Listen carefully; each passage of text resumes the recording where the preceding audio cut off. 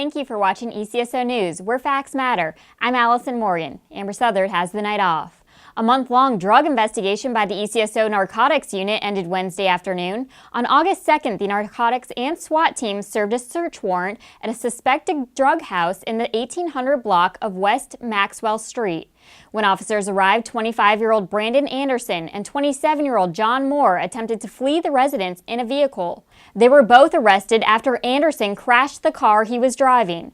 Back at the home on West Maxwell Street, investigators found cocaine and marijuana that were packaged for sale, along with several firearms and nearly $7,000 in cash. Anderson and Moore were both arrested at the crash scene, and Michael Bryant was arrested at the home.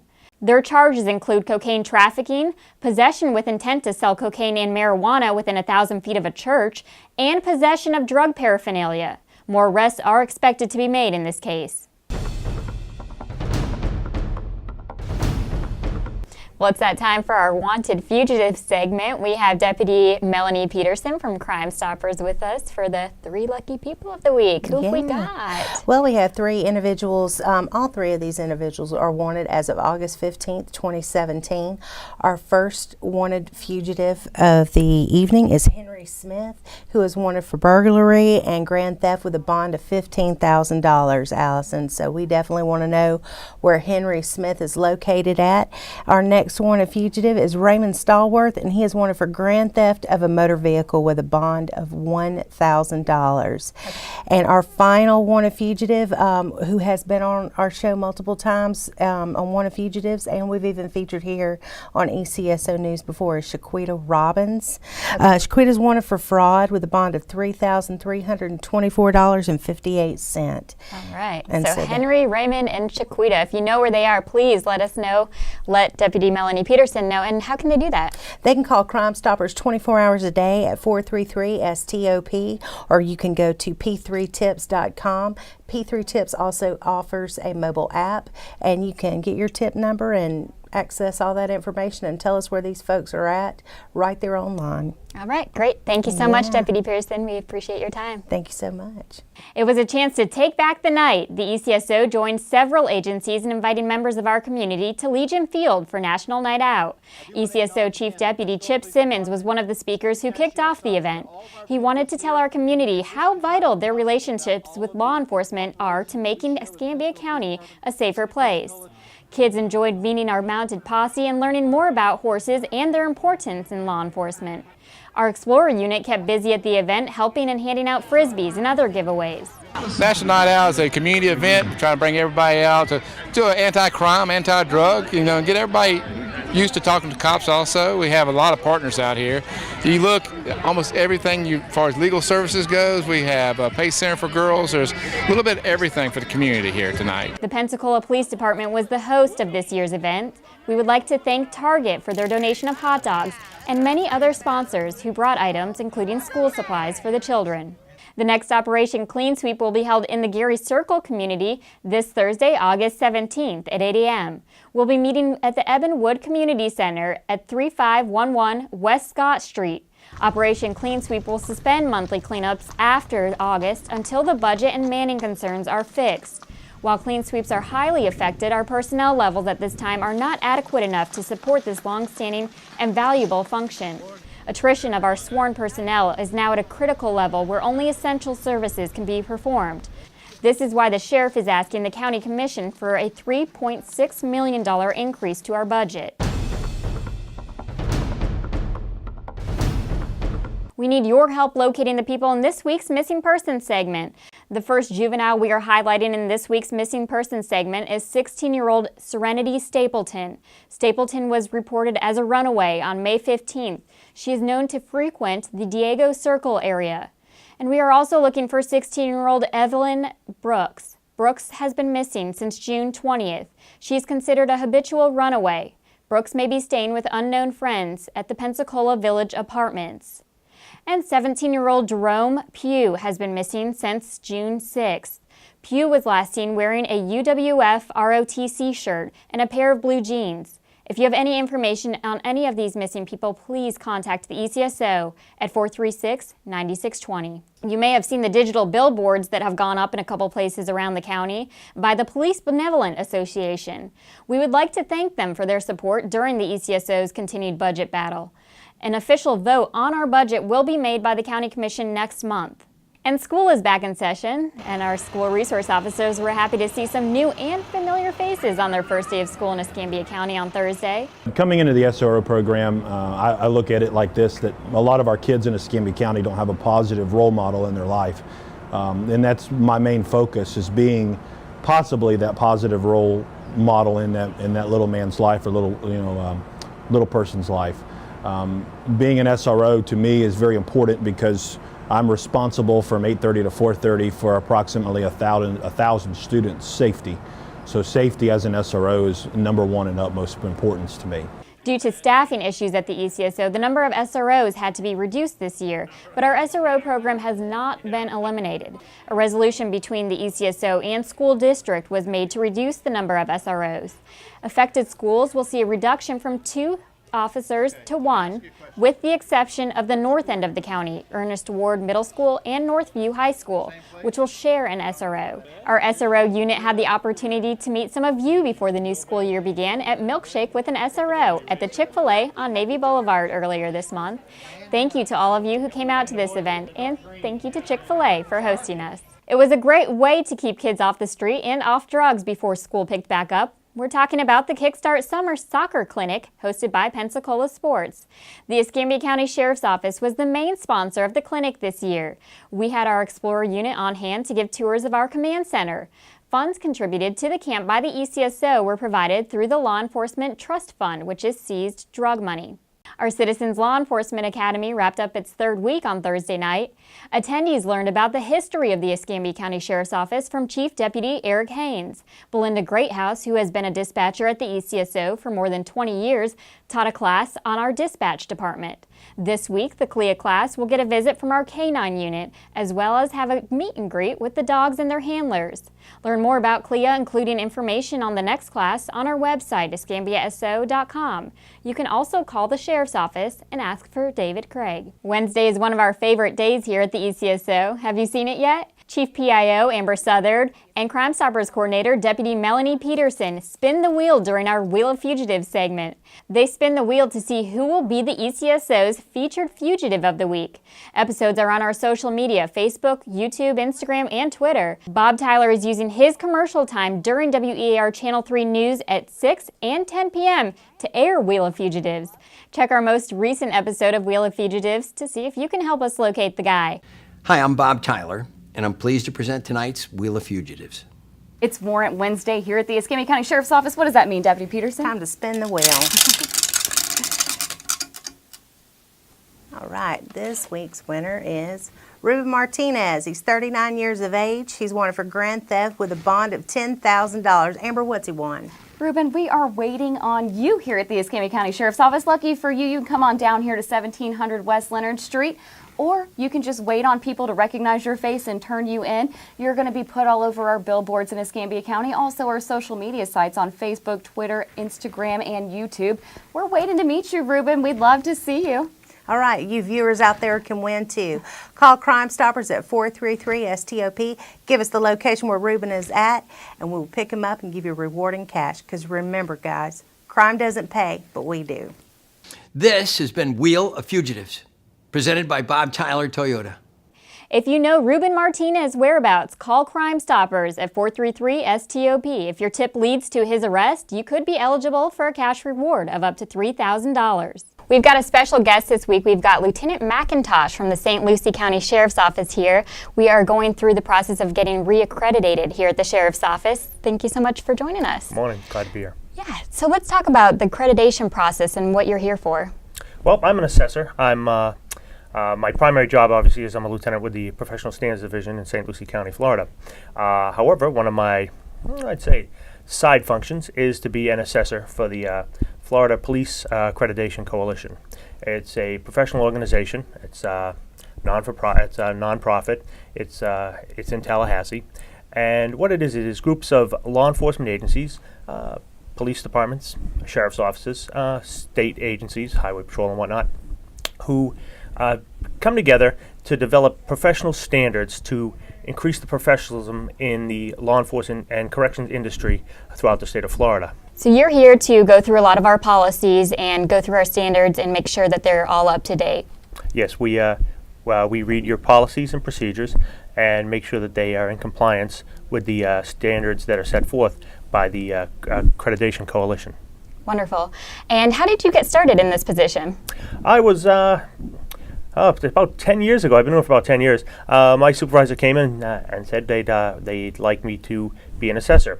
When an agency is part of the process and agency gets accredited and assessors come in to your agency, we, as the agency that gets assessed, we have to provide assessors to go out to other agencies to do the same thing. It's reciprocal. Awesome. And it's every 3 years that you come to our sheriff's office. And last year we did meet the standards and we were reaccredited. It's generally it's after your first accreditation. It's every 3 years. Okay. 3 years later, we will do a reaccreditation. So this is a reaccreditation. So we will look at the past 3 years from the last time you were from the agency was accredited, and we will make sure that you're still in compliance and complying with all of the standards that are set forth. Well, some of the things we'll do in our process, we will go out and visit different parts of the agencies. We'll meet with different members of the agencies. We'll speak to them and find out what their function is and how what they do complies with the standards set forth by the accrediting body, the CFA. And there's a whole website devoted to Florida Sheriff's offices and accreditation, is that correct? Yes, there's a website, Florida PAC, FLA-PAC, you can Google it, Okay. and you can pull it up and you can see the different agencies that have been accredited and how long they've been accredited and what the process entails. Okay, awesome. So if you need some more information, visit that website, and thank you so much for joining us, Lieutenant McIntosh. My pleasure.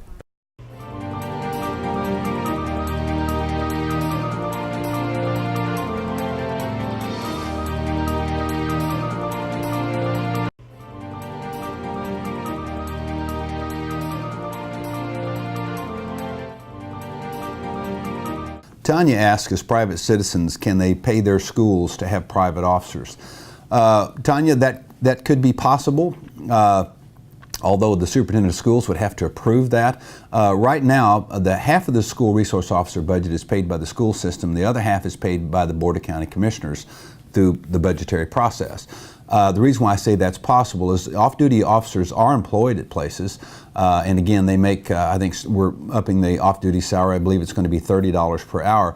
But again, Tanya, the problem is, I know this is extremely difficult for people to understand. If I have 10, let me put it this way to you. If I have 10 positions that need to be filled, and I only have 7 officers, it doesn't matter if you came to me and said, I'll pay these officers $100 an hour. I can't make 7 into 10. And that's really what the issue is I don't have enough officers right now to fill all of those positions. And so therefore, we're looking at everything in Escambia County that's not a statutory requirement, if you will, meaning it's mandated that I must do it as sheriff. You know, I jokingly tell folks it may come down to the point to where all the admin staff is on patrol. If that happens, that happens. But right now the problem is numbers. The numbers are what they are because we haven't been receiving the budgets in the previous years that we've told the county commission that we need.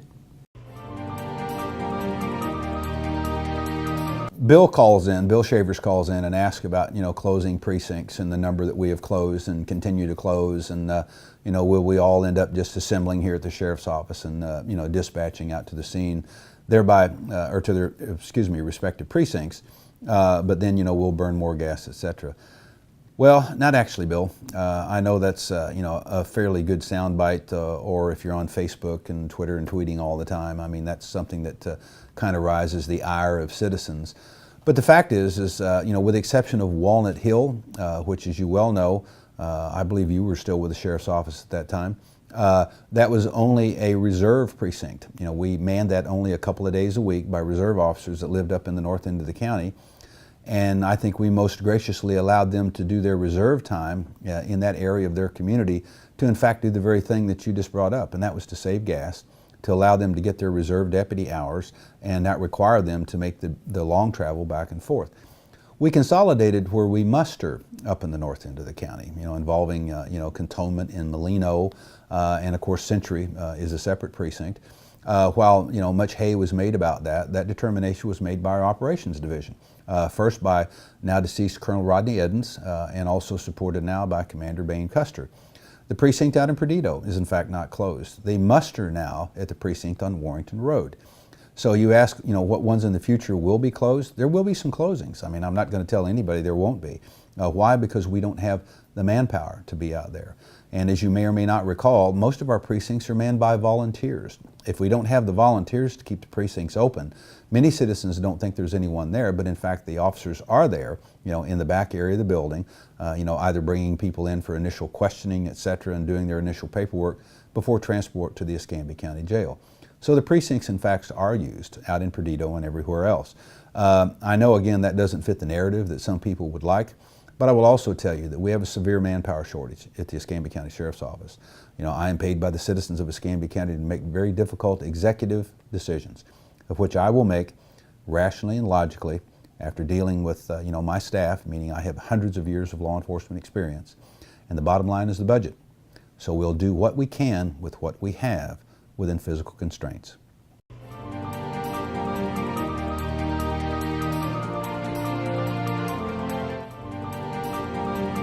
Timothy asked a question if we could find other sources to generate revenue to support the Escambia County Sheriff's budget.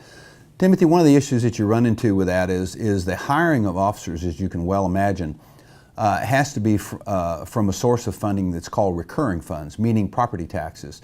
Every year we all have to pay a certain amount of taxes. That allows us to budget out in the years with a high degree of assurance that, again, there will be a certain amount of money there to make employee salaries and benefits happen. We cannot use non-recurring funds for the hiring of deputies. As you can well imagine, there's been some talk about, well, why doesn't the sheriff use the trust fund money to hire deputies or to backfill the SRO program? The reason being, Timothy, is quite possibly this year we would have $500,000 in that fund, and we'd go out here and hire up a bunch of deputies and put them on duty, and then next year that fund drops to $50,000. And so what would I have to do in that case? Well, I'd have to terminate officers or suspend them, if you will, until such time that we get the money for that. So the hiring of officers is based upon primarily exclusively ad valorem taxes, which are property taxes. The millage rate that you pay dependent upon the property that you own, and this also applies to commercial property, by the way, can be forecast every year through the tax appraiser and property appraiser's office to the Board of County Commissioners, so they can project revenues for the following year, and the budget is formulated based upon that. All the other pots of money, as they're referred to, whether it's a federal grant, state grants in many instances, etc., can be used to backfill certain programs, but they can't be used for budgeting purposes in the out years. So while that's a wonderful idea, I can tell you that the Board of County Commissioners saw fit to raise the gas tax by 4 cents at one point to fund ECAT to make it solvent.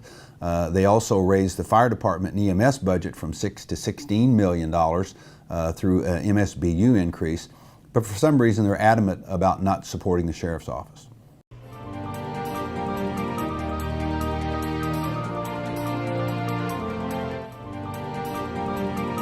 Terry and Patty asked the question if it's pretty much a matter of public record that you can pull up the variance in officers' pay throughout the different cities and counties and municipalities. Why do we spend a ridiculous amount of money on a study to verify that? On the surface, I think I would agree with you. Unfortunately, a lot of people use studies as a weapon, meaning that I'm answer shopping, that I want to get an answer, or sometimes it can be legitimate. I'm wanting to verify a particular thing. But I agree with you. I mean, it's not that difficult to go to the Florida Sheriff's Association and say, what's one of the more recent studies conducted by County X in Florida, if you will. There's 67 counties. And what did that study find when they take into consideration the area, rates of crime, rates of incarceration, all of those things, and the deputy's salary based upon that in conjunction with the population of the county? A rational person would say, yes, that's what you do. And by the way, that's what we did in the study that Chief Haynes conducted prior to the county releasing the study that they have.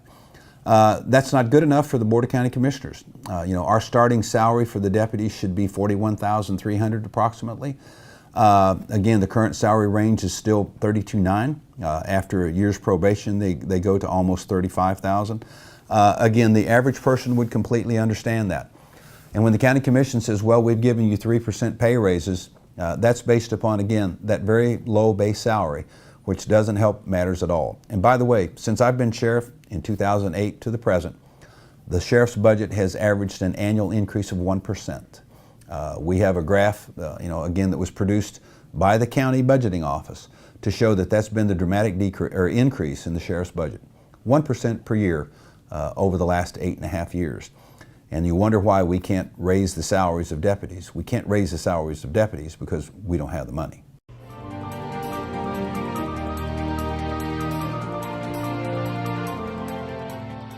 Sean asked the question if starting deputies' pay will go from about $32,700, $32,900, depending upon background and experience, to $45,000. Well, the short, quick answer, Sean, is no, it will not. The pay study that the county commissioned, the Board of County Commissioners commissioned a pay study. We're starting, to get it back in dribs and drabs. We've got a couple of, the chapters back that dealt specifically with the sheriff's office, law enforcement, corrections, et cetera. Of course, the county runs corrections. I believe the recommendation for starting salary was around $41,300. Would that help with recruiting and retention? Well, of course it would, Sean. Unfortunately, the county's already told us that they will not be implementing the pay study this year, nor will the deputies receive a 3% pay raise. And oh, by the way, they'll not receive it next year. So therein lies the problem that we have in quote unquote negotiating with the Board of County Commissioners. I love it when commissioners from the dais, which is, they're a little bit like Supreme Court justices, they sit up there and make edicts to everyone. In case you're wondering, Sean, why I don't address the county commissioners for that reason. There isn't any negotiation or dialogue. Those sorts of statements are made, and then you're left to kind of stand there and say, well, I want to plead my case. And, as they've said, this is what it is. There's no pay study this year that we're going to consider in readjusting pay scales. There's going to be no 3% pay raise, not this year, Sheriff, but not next year. So, I love it when a county commissioner, actually I think there was more than one, Commissioner May made this statement, and I believe Commissioner Robinson also, that, I wish the sheriff was here, number one, and if you paint me in the corner, then I'm just going to do this.